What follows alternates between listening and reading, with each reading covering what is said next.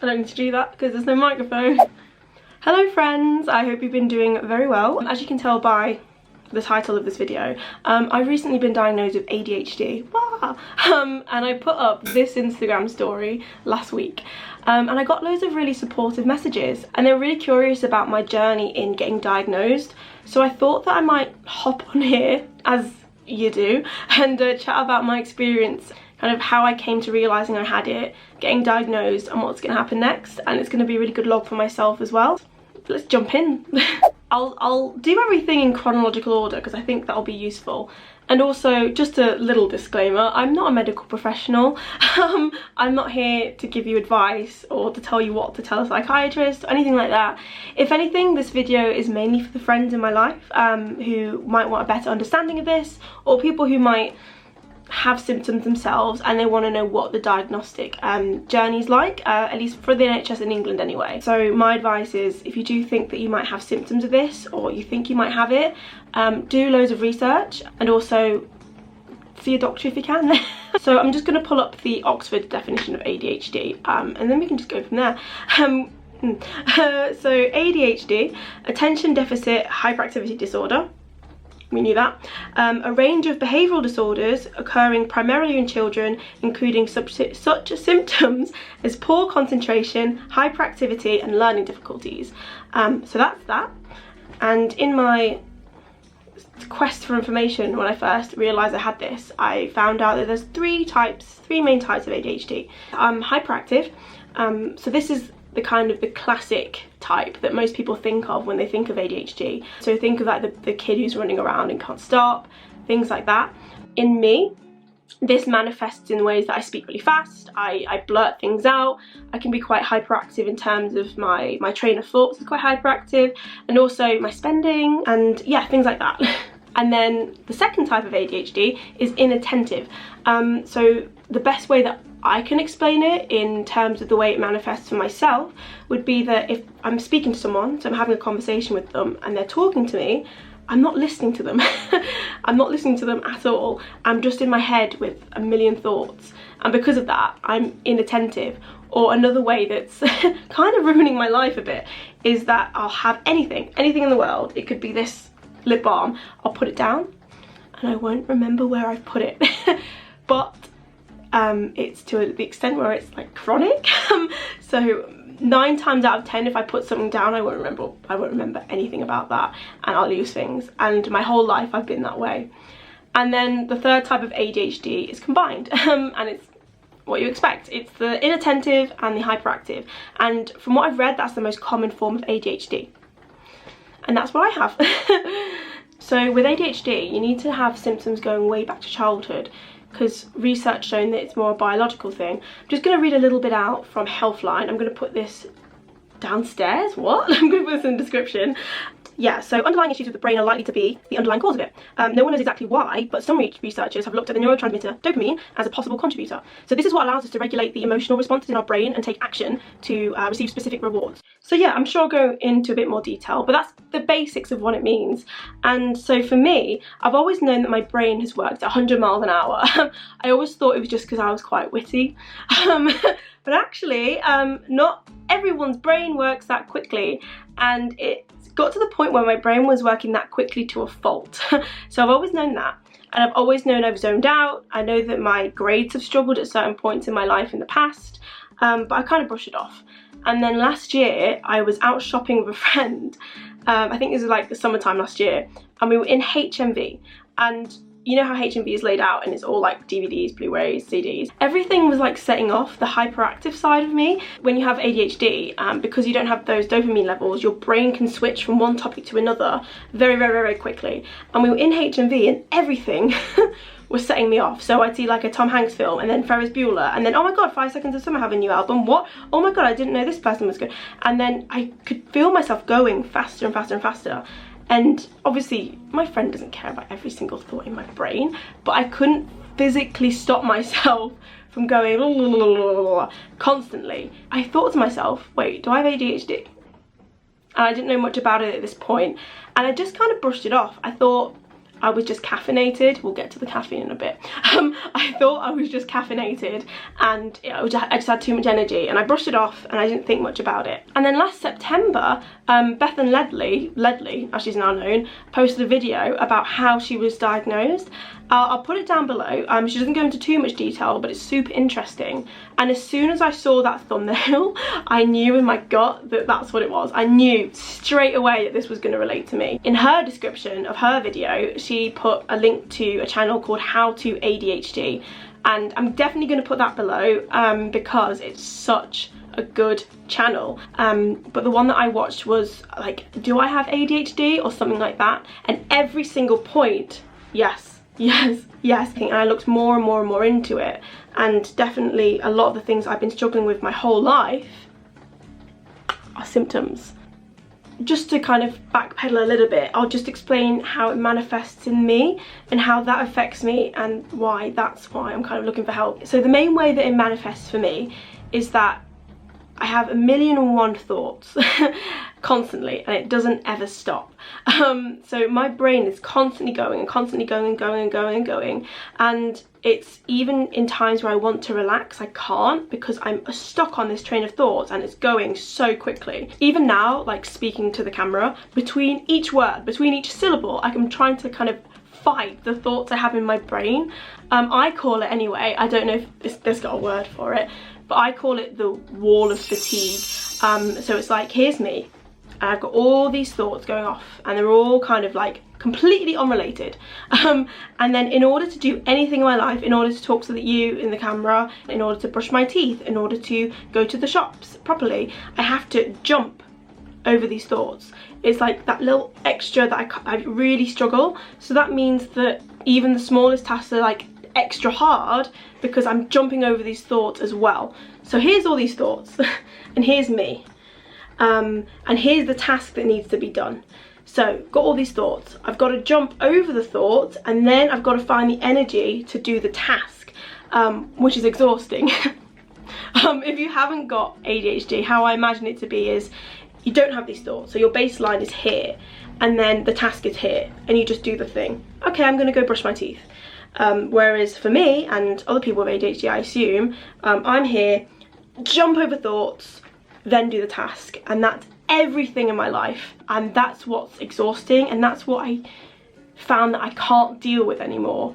I was just kind of going by and struggling before I realised that's what this is. It's kind of like a double-edged sword, because as soon as it clicks, you realise, oh my god, this is the answer I've been looking for my whole life. But then also, you realise, wait a second, not everyone else feels this way, and I've been suffering for what?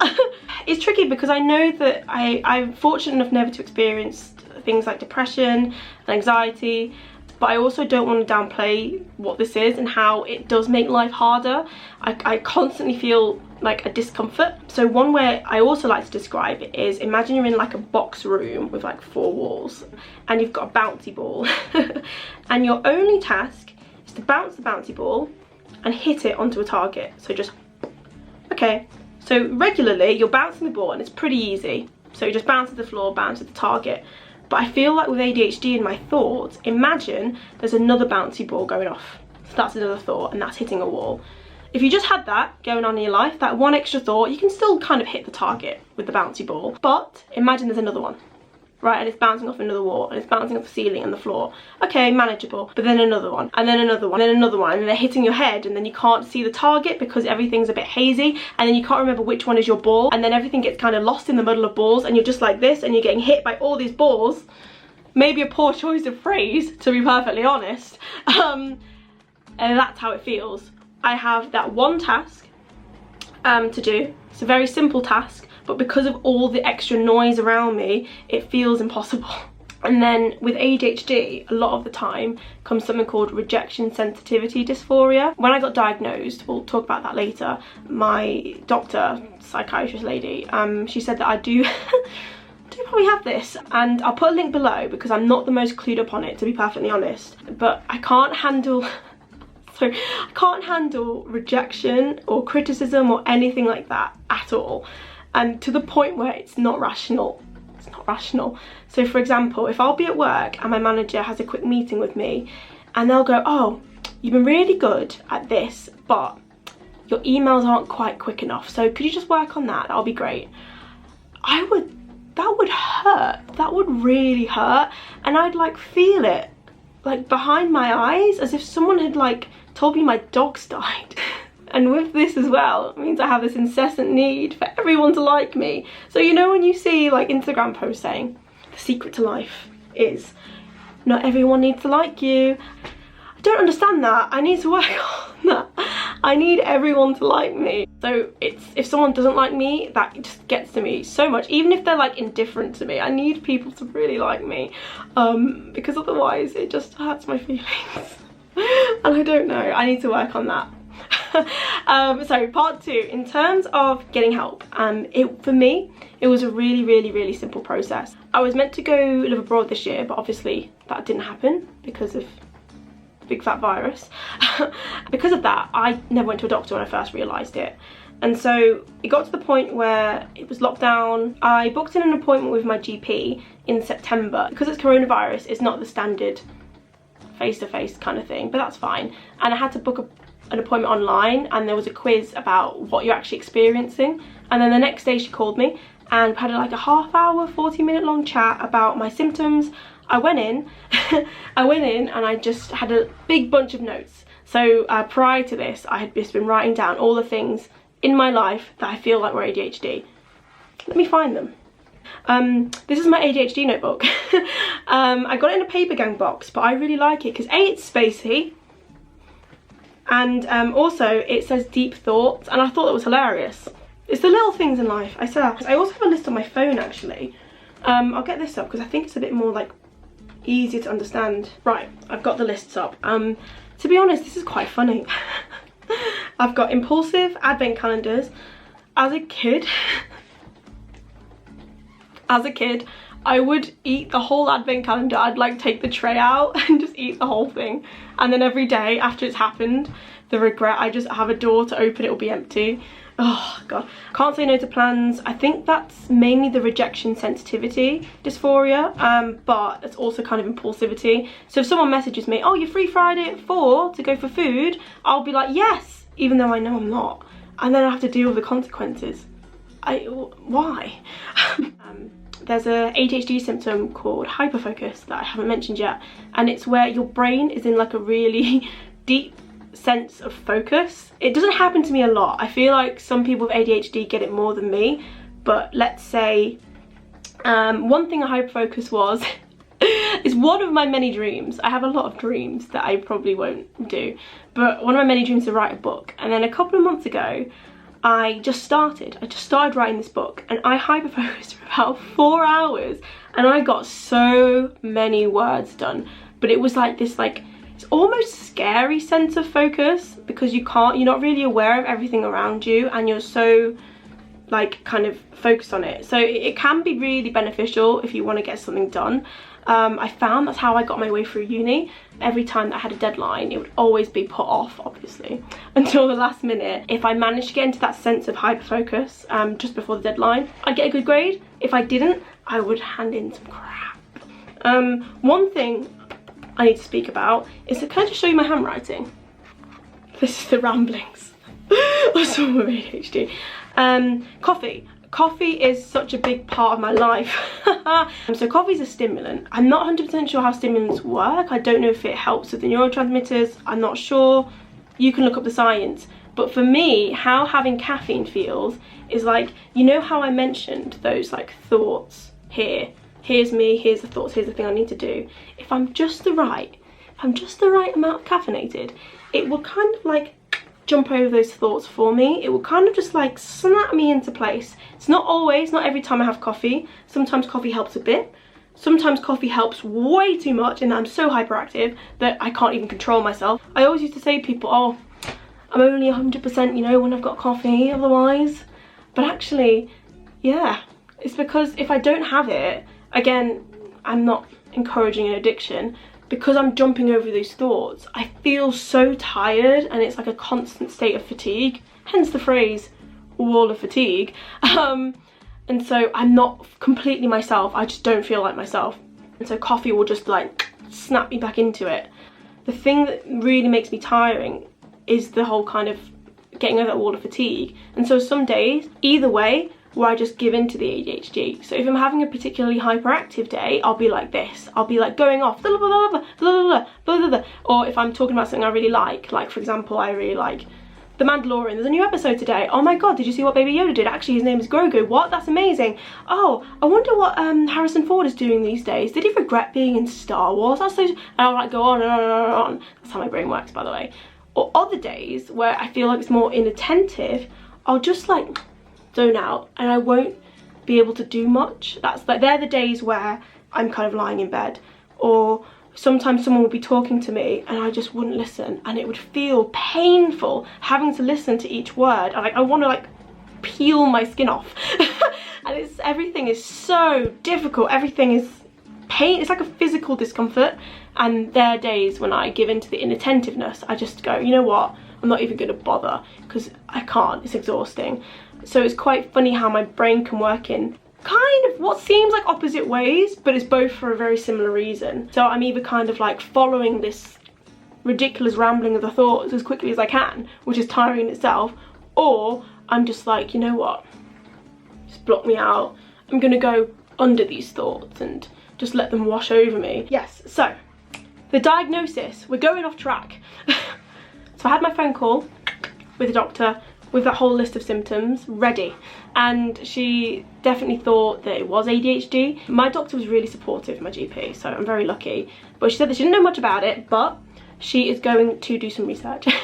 So she did, and then she gave me a call the next day. She asked me some more questions to try and rule out anything mood related, or to try and rule out anything like bipolar disorder, which can have some similarities. My GP sent me some forms and it was just like ADHD symptoms, how often do you do this? So I know, prone to losing things, talks excessively, do you daydream, are you bad with money, all that good stuff. And it was all like all the highest numbers for me.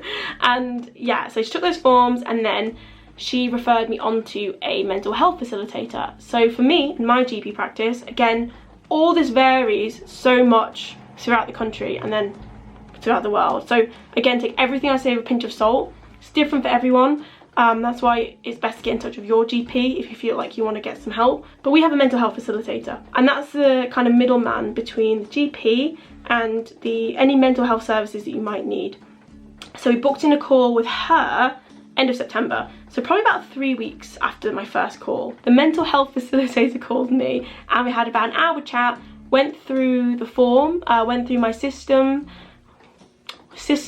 what? We went through the form, we went through my symptoms, and again, another case of ruling out anything else that it might be. So we did that, and then she said she had no trouble referring to me onto the ADHD clinic for an assessment.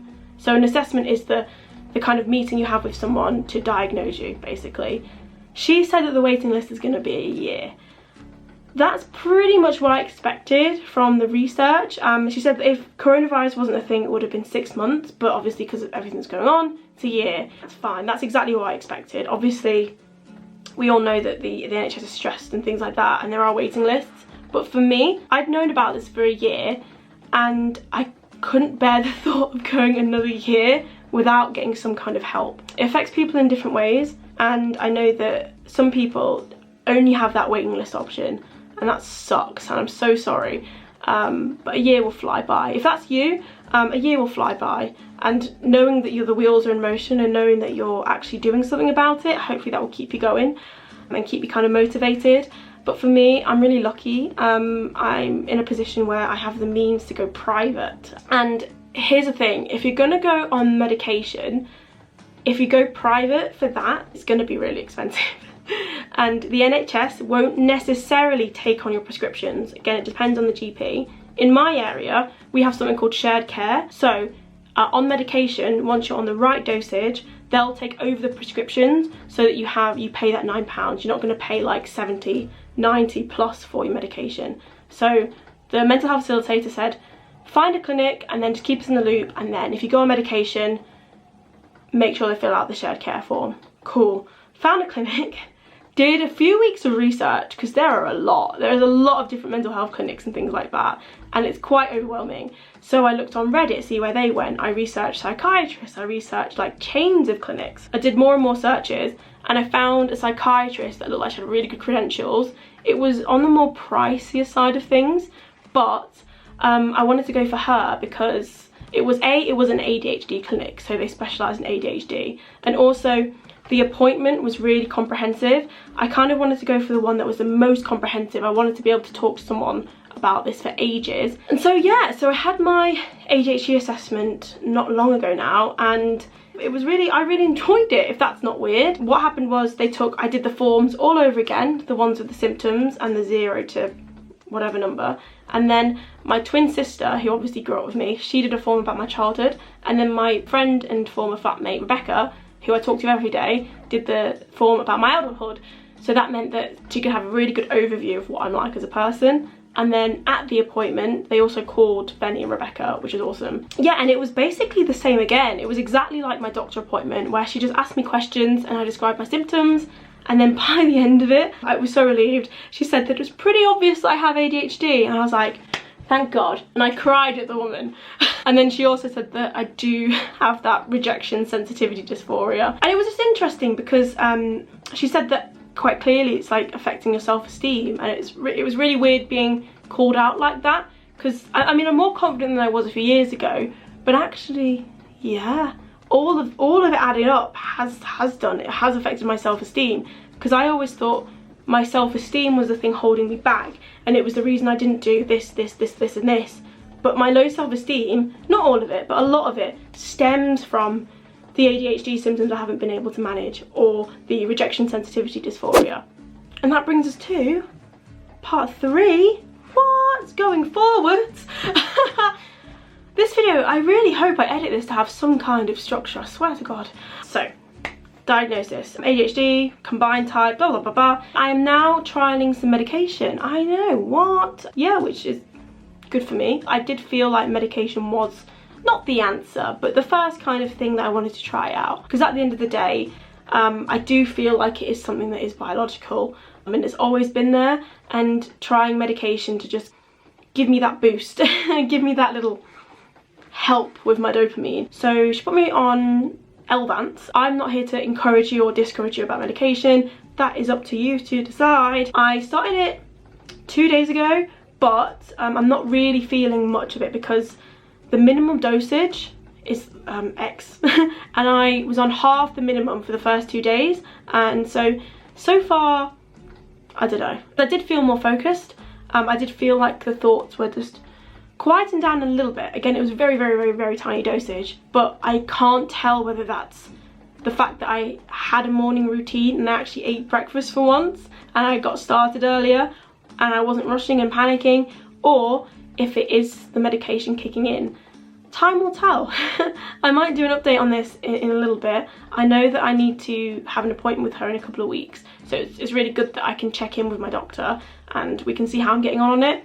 If I find that it's not working for me, I can come off them. I can try something else. That's what this kind of titration period is all about, working out your dosage, working out your right drug. So maybe I'll be on this stuff for life, maybe not. Like, maybe it's gonna like change my life forever, maybe it won't. Like, even with medication, there's still loads of habits that you form over time that maybe I can start working on, and hopefully life will be a little bit easier. That's all I want. And yeah, that's basically it. That's basically how I got to where I am. So for me, it was really straightforward. So I know I'm really lucky. If you do have to wait a year, hopefully it's as straightforward what is for you as it was for me. Because I know that a lot of doctors don't quite understand ADHD as well as maybe they should.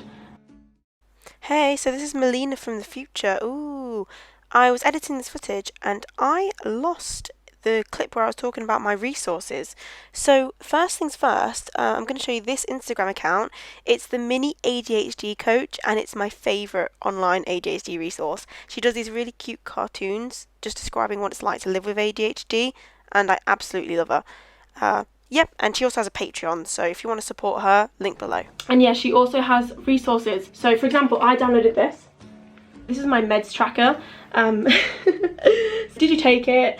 the time you took it, how did the dosage feel. So for me, because I split a pill between 2 days, too little. How much food you ate that day, how much you slept, and then your mood. And then she also has an other. I'm tracking my blood pressure on this medication, so I'm going to put my blood pressure in there. And then another reminder to drink water, because you should. This is so helpful. She also sells some stickers. So she has girls have ADHD too, which you can see in the thumbnail. This one, ADHD and cute, I think that's me, right? And also a little sticker pack. And I've also ordered a mug because, I don't know, I just feel like it's a talking point. If I like put one on my laptop and someone wants to ask me if I have ADHD, I can educate them. I don't know, they're just cute. I like them, they make me happy. It's important not to be ashamed of these things, you know, because I found that these comics, these cartoons, all the kind of relatable content really helped me understand what ADHD is and how it affects my brain. So it's been so useful. I mean, I wouldn't recommend using TikTok to diagnose yourself. There's some really good ADHD awareness stuff on there, but for every now and then it's like a bad egg. There's like, oh, you know, if you like unfocus your eyes, that means you've got ADHD. Oh my god. And then people go, what? Do I have ADHD? Because I unfocus my eyes? No. Honey, just do some more research. Yeah, and then also some more resources. I'll put any links that are useful below. I found Reddit really useful. Again, pinch of salt, because it's a whole bunch of opinions, but it's been really useful.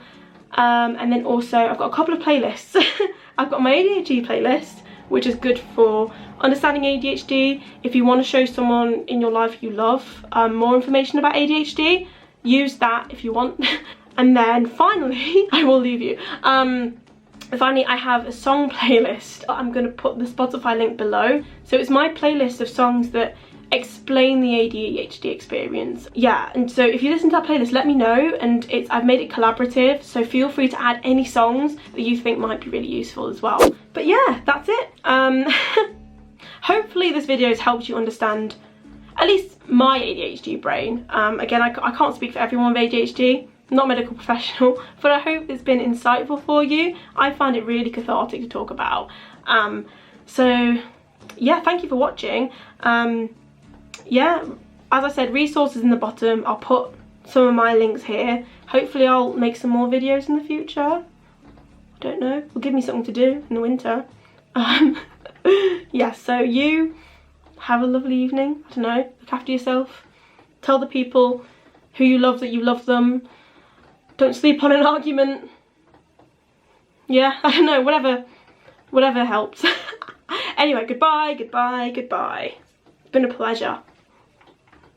Right, bye.